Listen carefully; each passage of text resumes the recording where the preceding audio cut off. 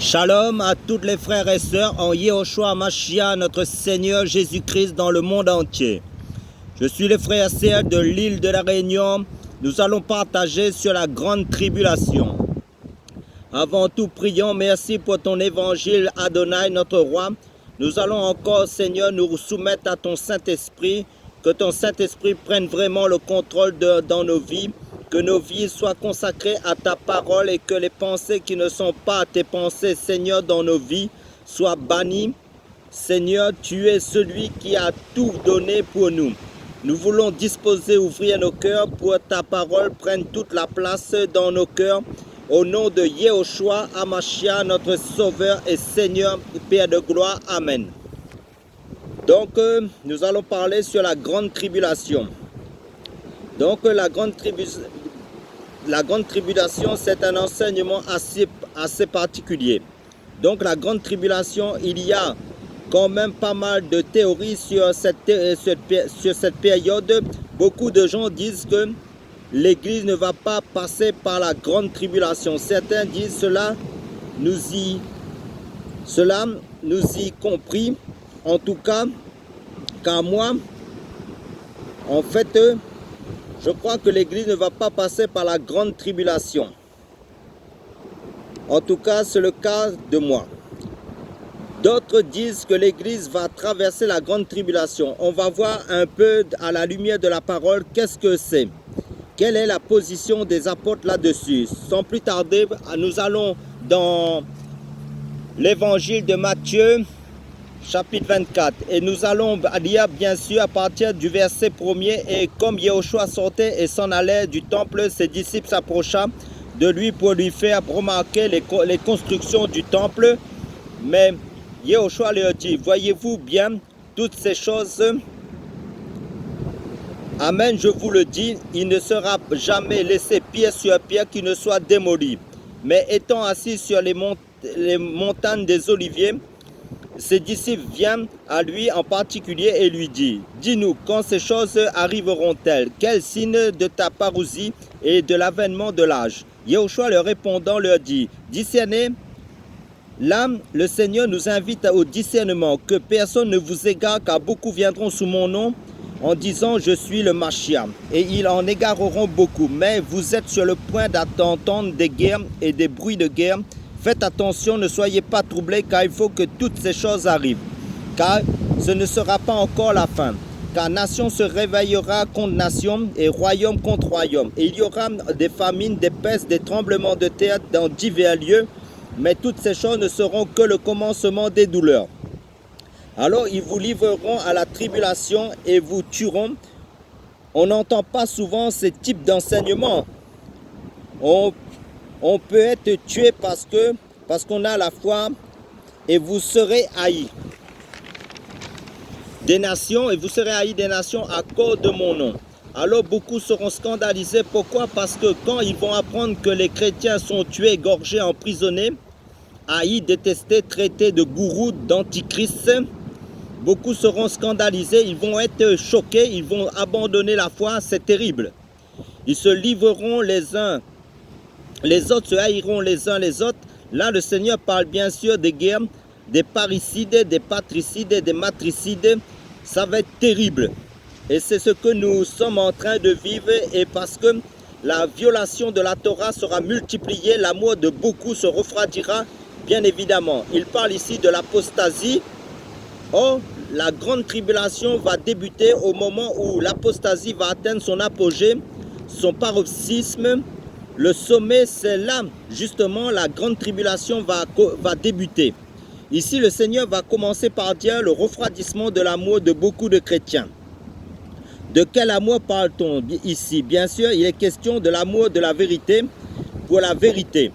Et la parole dit au verset 13, celui qui aura supporté bravement les mauvais traitements jusqu'à la fin sera sauvé. Et cet évangile du royaume sera prêché dans toute la terre habitée pour servir de témoignage à toutes les nations.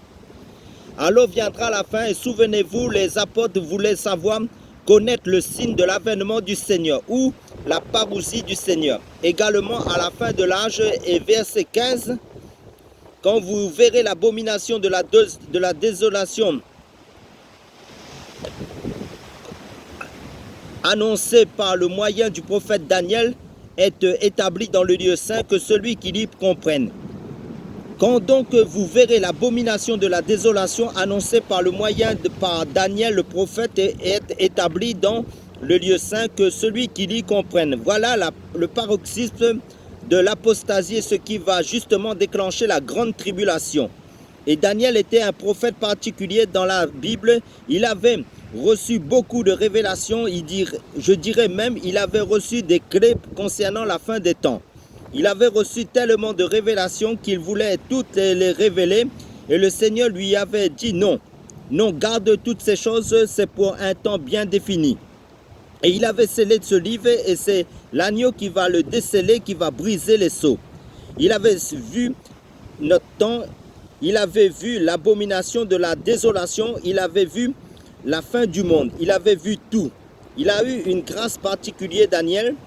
Elohim avait envoyé carrément l'ange Gabriel, l'ange de la révélation, pour lui montrer, révéler toutes ces choses.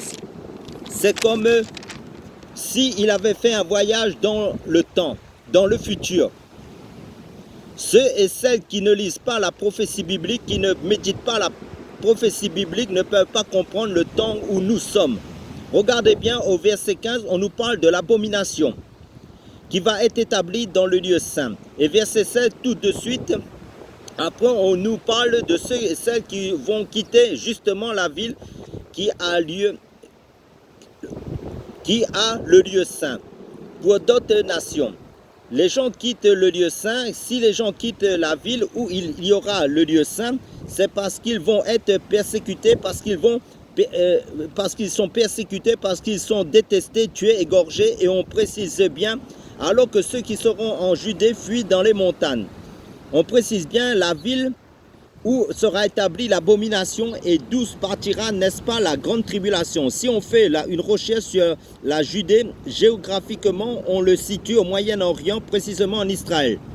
Là où il y a le temple de Juda, la Judée, c'est Juda. C'est quand même terrible.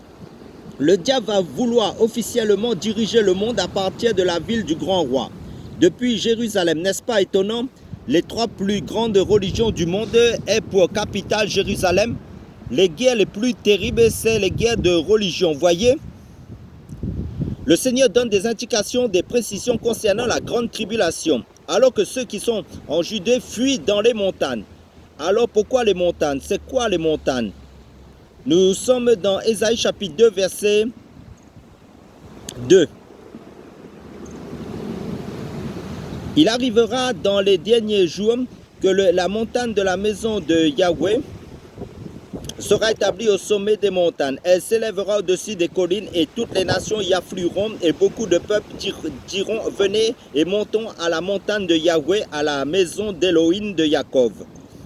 Il nous enseignera ses voies et nous marcherons dans ses sentiers, car la Torah sortira de Sion et la parole de Yahweh sortira de Jérusalem. » Ésaïe chapitre 2 et Michée chapitre 4 nous parlent de la même chose, de la même prophétie. Quand le Seigneur dit qu'il faut fuir la Judée pour aller dans les montagnes, il nous parle des nations. Les Juifs, de nouveau, pendant la grande tribulation, vont quitter Jérusalem pour aller dans les nations. Et il précise au verset 17 que celui qui sera sur le toit ne se descend pas pour emporter quoi que ce soit de sa maison, et que celui qui sera dans les champs ne retourne pas en arrière pour prendre ses habits. Mais malheur aux femmes enceintes et celles qui allaiteront en ces jours-là. Pourquoi les femmes enceintes? Parce qu'elles ne pourront pas courir tout simplement pendant la grande tribulation, parce qu'il s'agit de fuir pour sauver son âme. Verset 20. Priez pour que votre fuite n'arrive pas en hiver ou un jour de Shabbat. Pourquoi un jour de Shabbat? Ça, vous le savez aussi en tant que lecteur de la Bible. Exode chapitre 16, verset 28 nous dit: il y avait une loi de Yahweh qui dit, il y avait une loi, Yahweh dit à Moshe: jusqu'à quand refuserez-vous de garder mes commandements et ma Torah? Considérez, Yahweh vous a donné le Shabbat, c'est pourquoi il vous donne au 6e jour du pain pour 2 jours, que chaque homme reste à sa place, qu'aucun homme ne sorte du lieu où il est le 7e jour. Le peuple se reposa le 7e jour. Donc le jour du Shabbat, il était interdit de faire une distance plus de 1 km. Or, si le jour de la grande tribulation tombait un jour de Shabbat, un juif qui observe cette loi vont se faire massacrer. Ils ne pourront pas faire plus de 1 km de chez eux. Voilà pourquoi le Seigneur a dit aux Hébreux, priez pour que ce jour-là ne tombe pas un jour de Shabbat. Nous avons dans ce passage plusieurs arguments que l'Église ne passera pas la grande tribulation. Le premier argument, c'est, ici c'est quoi?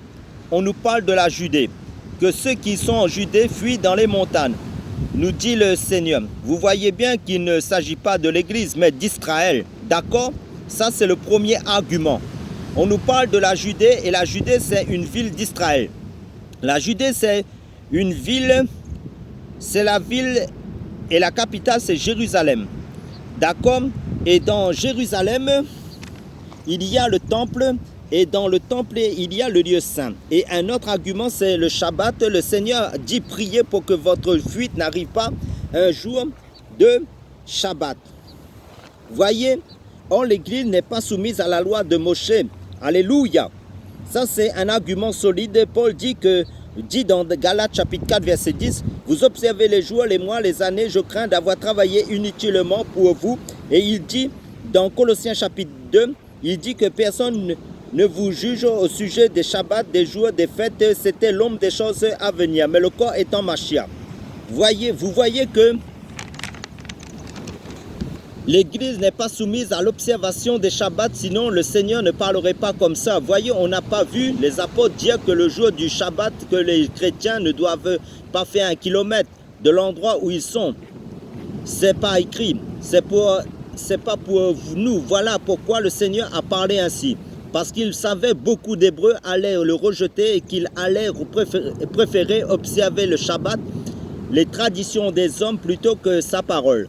Donc c'est aussi un argument. On a vu d'où partira la grande tribulation. Ce n'est pas en France, ce n'est pas en Afrique, ce n'est pas en Europe, c'est bien en Israël. Et Matthieu verset 21, chapitre 24, car alors il y aura une grande tribulation telle qu'il n'y en a pas eu depuis le commencement du monde jusqu'à présent, et qu'il n'y en aura jamais. Le Seigneur ici a bel et bien parlé de la grande tribulation. C'est écrit, c'est noir sur blanc. Et il continue au verset 22, et si ces jours n'étaient abrégés, aucune chaîne ne serait sauvée. Mais à cause des élus, ces jours seront abrégés. Quels sont les jours qui seront abrégés? Bien sûr, là, c'est les jours de la grande tribulation qui vont être abrégés. Écoutez, à cause des élus qui sont ces élus. C'est d'abord les Hébreux, et ensuite ceux et celles qui vont se convertir pendant la grande tribulation. Apocalypse chapitre 7 nous dit que pendant la grande tribulation, des gens vont se convertir pendant la grande tribulation. Regardez la suite. Alors si quelqu'un vous dit le Mashiach est ici ou bien là, ne le croyez pas, car de faux Mashiach et de faux prophètes se réveilleront et ils donneront des grands signes et de miracles pour égarer, si c'est possible, même les élus. Voici, je vous l'ai dit d'avance. Voici donc, si ils vous disent, il est dans le désert, n'y allez pas. Voici, il est dans les chambres, ne le croyez pas, car comme l'éclair sort de l'Orient et brille jusqu'en Occident, il en sera de même de la parousie du Fils d'humain. Car là où est le cadavre, là s'assembleront les aigles.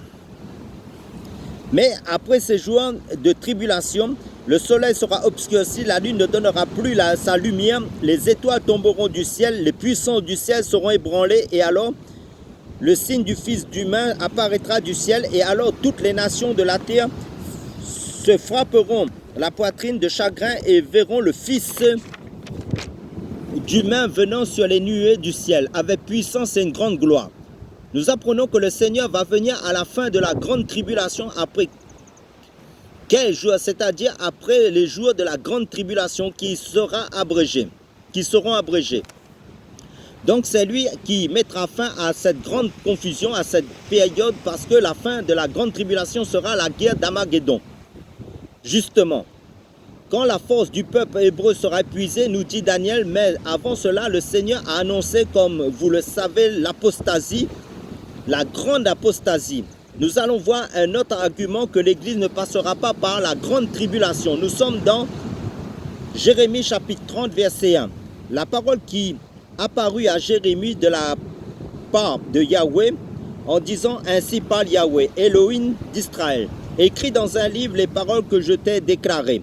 Car voici les jours viennent, déclaration de Yahweh, où je ramènerai les captifs de mon peuple d'Israël et Juda, dit Yahweh. Je ferai revenir sur leur terre que j'ai donnée à leur père, et ils en prendront possession. Et voici les paroles que Yahweh a déclarées sur Israël et Juda, ainsi parle Yahweh.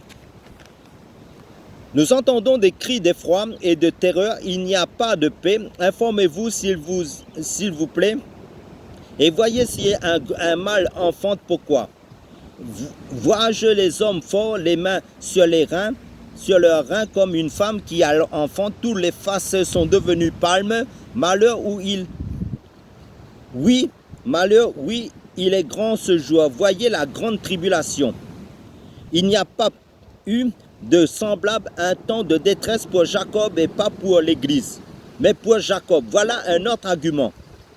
Mais il en sera sauvé, nous dit le Seigneur. Vous voyez bien que le Seigneur s'adresse à Israël, à Jacob et non pas à l'Église. Pourquoi certains prédicateurs chrétiens disent que l'Église va passer par la grande tribulation alors que plein de versets qui nous prouvent le contraire? La réponse est simple, parce qu'ils ont substitué Israël par l'Église. L'Église, selon eux, a remplacé Israël. Ce qu'on appelle la doctrine du remplacement. Quelle erreur doctrinale qu'ils ont fait, ces prédicateurs. Et la doctrine du remplacement, c'est une doctrine, un enseignement qui cause beaucoup de dégâts, de confusion. Cette doctrine de remplacement a été mise en place par certains pères de l'Église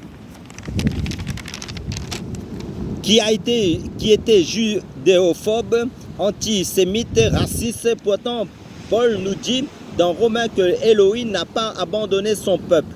Du coup, Romains chapitre 11, Paul nous parle de cela.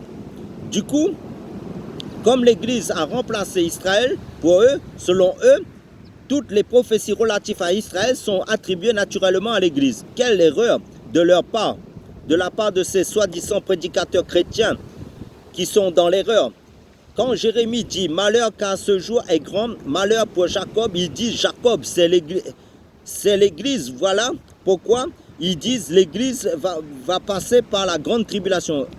Là, ils croient que c'est l'Église, alors que c'est faux. C'est Israël. Il y a trois entités qu'il ne faut pas mélanger, confondre. Premièrement, il y a les nations. Deuxièmement, il y a Israël. Troisièmement, il y a l'Église. Les trois horloges. Il y a des prophéties relatives aux nations. Il y a des prophéties relatives à Israël. Et il y a des prophéties relatives à l'Église. Si vous ne faites pas attention dans l'interprétation de la parole prophétique, vous pouvez faire une confusion et attribuer des prophéties relatives aux nations à Israël et inversement, et celles d'Israël aux nations et à l'Église. Ça met la confusion. Amen. Donc vous avez compris que l'Église ne va pas passer par la grande tribulation. Maintenant, la grande tribulation, nous sommes dans Apocalypse chapitre 11, verset 1. Et on me donna un roseau semblable à une verge en me disant, réveille-toi, mesure le temple d'Élohim et l'autel, et ceux qui adorent, mais les parvis extérieurs du temple, laisse-le en dehors. Ne le mesure pas parce qu'il a été donné aux nations. Et elles fouleront aux pieds la ville sainte pendant 42 mois. Ça, c'est un autre argument selon lequel l'Église ne va pas passer par la grande tribulation. C'est un argument clair. On nous dit que c'est les nations qui vont fouler Jérusalem pendant 42 mois.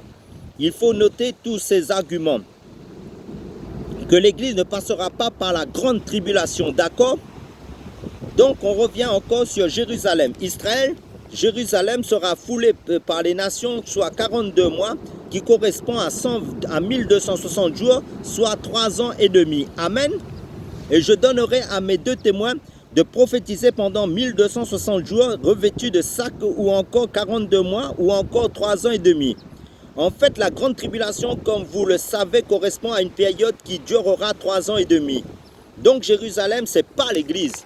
Il ne faut pas confondre. C'est-à-dire la Jérusalem terrestre physique. Ce n'est pas l'Église, c'est une autre entité. C'est Israël. Et regardez verset 8.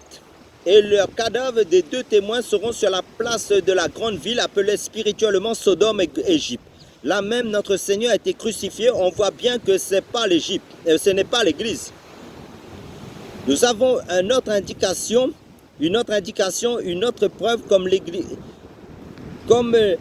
comme quoi l'Église ne va pas passer par la grande tribulation. Là, on parle de la ville où le Seigneur a été crucifié. Nous sommes dans Luc chapitre 21, nous lisons: quand vous verrez Jérusalem encerclée par des armées, sachez que sa désolation est proche, que ceux qui sont en Judée fuient dans les montagnes et que ceux qui sont au milieu en sortent et que ceux qui sont dans les champs ne rentrent pas en elle, car ce seront des jours de vengeance afin que soient accomplies toutes les choses qui sont écrites, mais malheur aux femmes qui seront enceintes et à celles qui allaiteront en ce jour.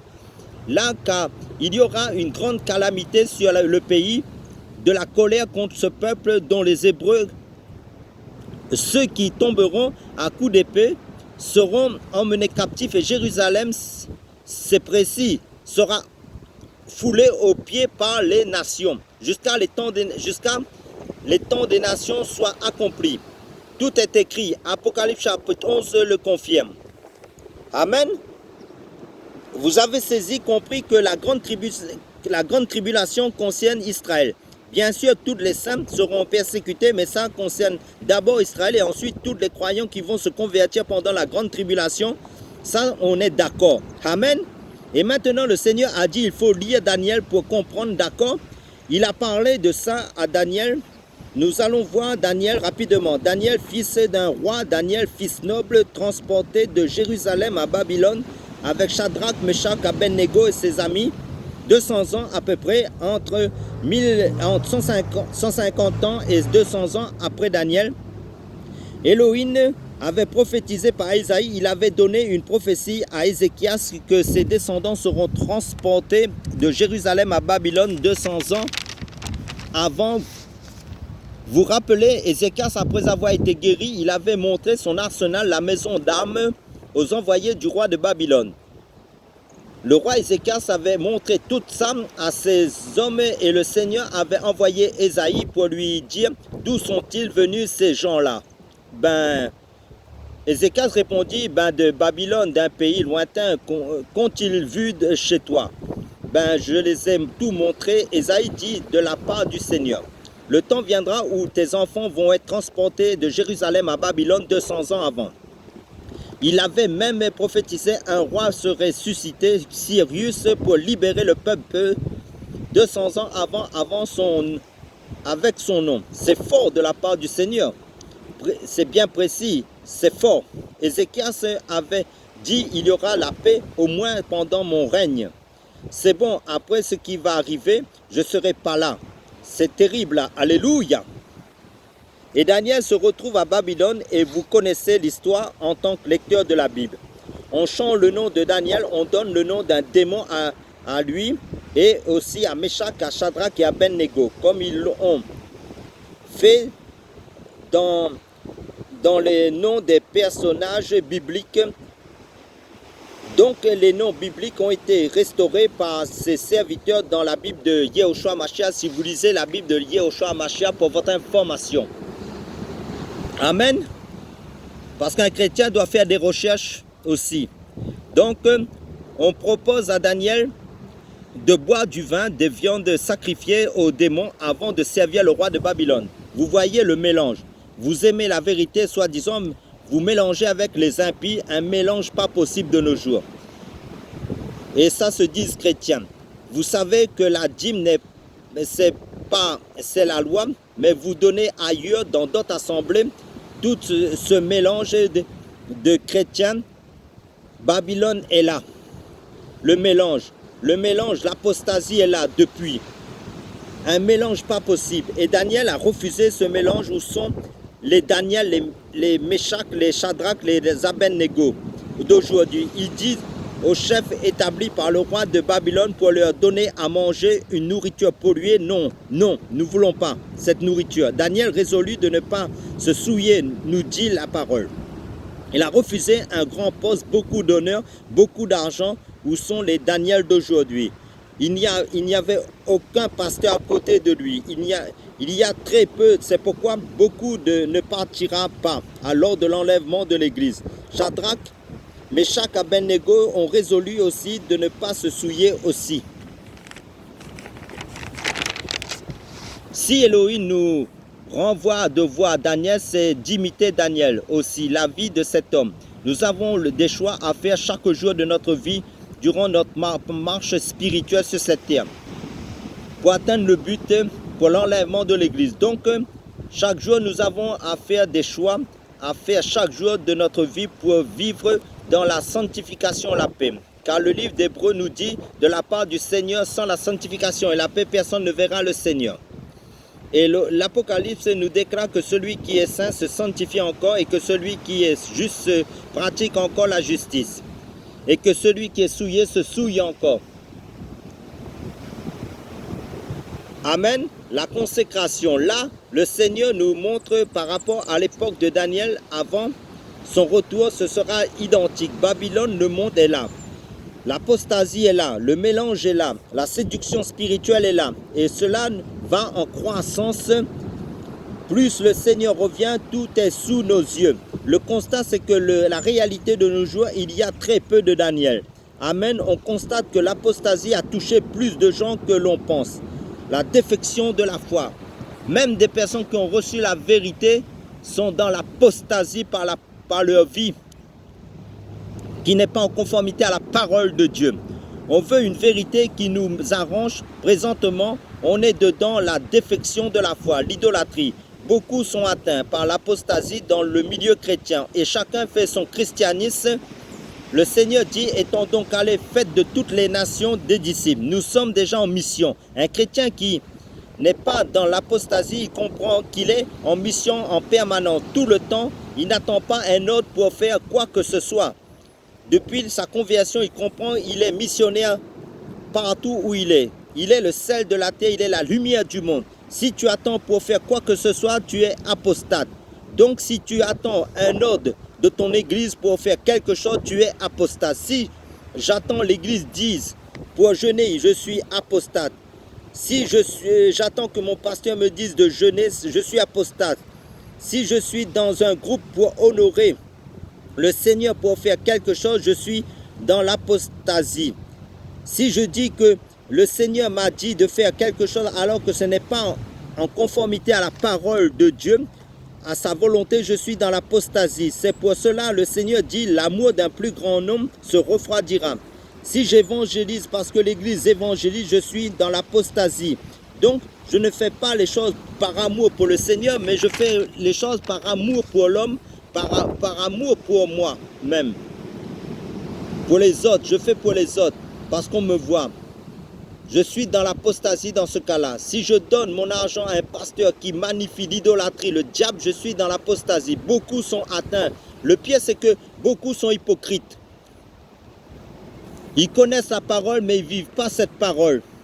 Ils ont l'apparence de la piété, mais ils renient ce qui en fait la force, comme c'est dit dans la parole de Dieu. C'est qu'ils ne se rendent même pas compte. C'est pour ça que nous devons toujours nous examiner dans la présence du Père. Si je fais le ministère et que dans mon couple ça ne va pas, je suis dans l'apostasie pour ceux qui sont mariés. Si pour soutenir un travail, on me le demande, ce n'est plus l'esprit qui me conduit. Je suis dans l'apostasie. C'est le système qui m'anime. Ce n'est plus l'esprit qui m'anime. Si ma motivation, mon zèle vient d'une responsabilité confiée, je suis dans l'apostasie. On enlève la charge, il n'y a plus de zèle. C'est l'apostasie. Daniel résolut de ne pas se souiller, donc il se retrouve dans Babylone. On lui propose les mets du roi, le vin du roi. Non, je ne prends pas. Le vin de la débauche de la femme d'Apocalypse chapitre 17. On lui propose la viande. Non. Non, il refuse. Et ils vont, les 4 amis est éprouvés, Meshach, Shadrach, Abednego. On leur a dit de se mettre à genoux devant une statue. Non, on refuse. Vous allez rendre compte que la vie chrétienne est rythmée par ça. Par l'apostasie, les tentations, les combats, les épreuves, les propositions de Babylone. Et il y a malheureusement qui tombent plus qu'on le croit. Et on rentre dans un conformisme charnel. Et puis on est dans le confort. Alors dans Daniel chapitre 9, Daniel tombe sur les écrits du prophète Jérémie qui annonçait la déportation des Hébreux à Babylone pendant 70 ans. Mais il a commencé à prier parce qu'il s'est rendu compte 70 ans après leur départ de Jérusalem, le peuple juif était toujours pas sorti de la captivité de Babylone. Il a commencé à prier, à jeûner. Daniel a commencé à confesser son péché, le péché de son peuple, de ses pères. Et l'ange Gabriel, qui est l'ange de la révélation, est venu à Daniel pour apporter le message de Dieu concernant la prophétie des 70 semaines pour le peuple juif de Daniel. Un autre argument que l'Église ne passera pas par la grande tribulation et les 70 semaines a débuté en 445 avant Yehoshua Mashiach dans Esdras chapitre 7 verset 11 à partir de la lettre du roi Artaxerxès. Maintenant, voyons cette prophétie des 70 semaines qui concerne Israël, le peuple de Daniel. 70 semaines pour abolir la transgression, pour mettre fin au péché, pour faire la propitiation pour l'iniquité, pour faire venir la justice éternelle, pour sceller la vision et le prophète, pour oindre le Saint des Saints. D'accord, on détaille un peu ces choses, c'est très important. Pour mettre fin au péché, qui a mis fin au péché? Le Mashiach, voilà, c'est-à-dire, il nous a donné la force pour ne plus pécher volontairement. Regardez prophétiquement, un jour représente un an. Donc, une semaine représente 7 ans. Selon Ézéchiel chapitre 4, verset 6. Donc, une semaine égale 7. En fin de compte, une semaine égale 7 ans. Parce qu'un jour égale un an. Comme nous savons qu'une semaine égale 7 jours, cela égale à 7 ans. Parce qu'un jour fait un an. Donc 70 semaines, c'est des semaines d'années. Donc 70 fois 7 égale 490 ans. Donc 70 semaines égale à 490 ans. Donc 70 semaines est divisé en 3 parties, selon la prophétie de Daniel. Donc 7 semaines, 62 semaines et une semaine. Et la dernière semaine est divisée aussi, la dernière semaine divisée en 2. Donc 7 semaines fois 7 égale 49. 62 semaines fois 7 égale 434. Une semaine fois 7 égale 7 ans. Donc ça fait 49 plus 49 ans plus 434 ans plus 7 ans égale 490 ans. Donc la dernière semaine, comme je l'ai dit, une semaine de 7 ans, divisée en 2. 7 divisé par 2 égale 3 ans et demi. L'Antichrist fera une alliance de 7 ans avec les Juifs. Mais les Juifs vont rompre cette alliance au milieu de la semaine, car l'Antichrist voudra être adoré. Donc la deuxième moitié des 7 ans débute, c'est là que débute la grande tribulation pour les Juifs et les saints convertis. Donc dans les 70 semaines divisées en 3 parties, les 7 semaines plus les 62 semaines et une semaine, cela fait au total 70 semaines. Mais les 69 semaines, c'est déjà réalisé. 7 fois 7 égale 49 ans et 62 fois 7 égale 434 ans. Donc, si nous additionnons 49 plus 434 ans égale 483 ans, cela, cette prophétie déjà accomplie. Parce qu'à partir de la 62 semaines, le Mashiach sera retranché. Ça veut dire l'œuvre de la croix, Christ, qui s'est déjà accompli dans la prophétie des 70 semaines. Donc, cela fait 69 semaines. Donc, accompli. Il reste la dernière semaine à réaliser de 7 ans. Et nous y sommes. Dans cette apostasie qui va croissante pour la réalisation jusqu'à son terme de 7 semaines. Pour la réalisation de la dernière semaine de 7 ans. Mais, tant que l'Église qui est là, qui est le sel de la terre, la lumière du monde, l'Antichrist ne peut pas agir. Il est retenu à cause de l'Église, qui n'est pas encore enlevée. Mais quand l'Église sera enlevée, ne sera plus sur terre, l'Antichrist se manifestera dans son apogée dans le mal. Ça veut dire que le diable se manifestera dans l'Antichrist et réalisera son dessein selon les prophéties qui a été déclarées pendant la grande tribulation. Dans la deuxième moitié des 7 ans qui reste à accomplir, et la grande tribulation sera activée dans la deuxième moitié des 7 ans pour les Juifs et les saints qui se convertiront pendant les 3 ans et demi, soit 1260 jours. Amen. Donc vous avez saisi, compris que l'Église sera enlevée avant la grande tribulation. C'est seulement Israël et les saints qui se convertiront, qui seront persécutés par l'Antichrist, par l'homme impie pendant la grande tribulation. Amen. Soyez tous bénis et fortifiés dans le Seigneur Yehoshua Mashiach, notre Seigneur Jésus-Christ. Amen.